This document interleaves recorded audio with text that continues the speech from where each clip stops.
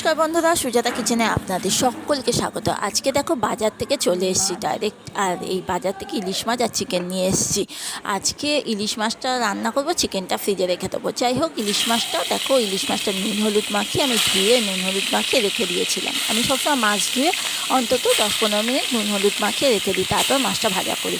আর মাছটা ভাজা করার জন্য অবশ্যই সর্ষের তেলটা দিয়ে ভালো করে মাছটা দেখো, খুব একটা ভাজিনি কিন্তু।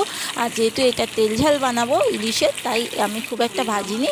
আর এটা দিয়ে কাঁচা ইলিশ দিয়েও আমি করি না, হালকা করে ভেজে নিই। যত হালকা করে ইলিশ ভাজবে তত কিন্তু টেস্ট ভালো হয়। আমি এখানে সর্ষে, পোস্ত আর কাঁচা লঙ্কা বেটে নিচ্ছিলাম। মিহি করে এটা একটু বাটা হলে ভালো, আর যেহেতু মিক্সিতে খুব একটা ভালো হয় না বলে মিহিটা আমি ওই জন্য শিলেই বেটে নিচ্ছিলাম। আর শিলে বাটার একটা মশলা স্বাদই আলাদা। যাই হোক, সর্ষের তেলের মধ্যে আমি কাঁচা লঙ্কা আর দিয়ে দিলাম কালো জিরে, তার মধ্যে মশলা বাটাটা দিয়ে দিলাম, আর একটু মশলার জলটাও দিয়ে দিলাম।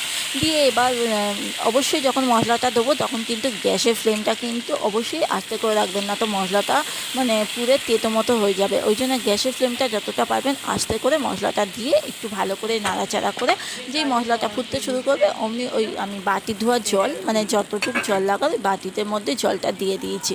যেহেতু এখানে শুধু ইলিশ পড়বে, অন্য কিছু তো দিচ্ছি না, ওই জন্য তেল ঝালের জন্য অন্য কিছু দরকার হয় না, বেশি জলেরও দরকার হয় না।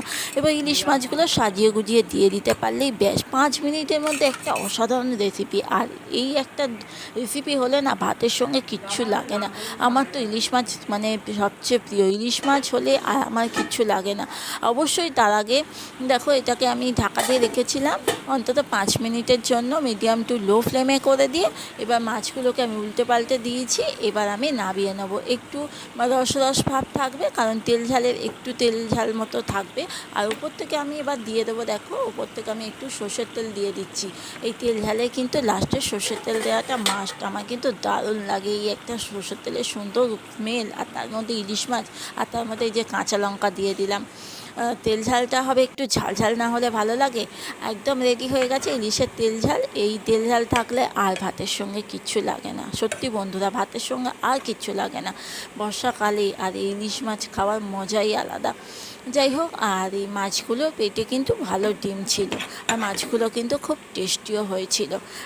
এই ইলিশ মাছের ঝালটা একদম কমপ্লিট হয়ে গেছে, আর গরম ভাতের সঙ্গে দিয়ে দিলেই ব্যাস। যারা ফেসবুক থেকে দেখছো আমার চ্যানেলটাকে অবশ্যই ফলো করে দিও, আর যারা ইউটিউব থেকে দেখছো তারা আমার চ্যানেলটাকে সাবস্ক্রাইব করে পাশে থেকো।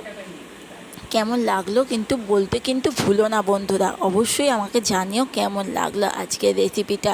এবার দেখো, বসে পড়েছি গরম ভাতের সঙ্গে ইলিশ মাছের তেল ঝাল নিয়ে। আজকের মতো আসছি, বাই বাই।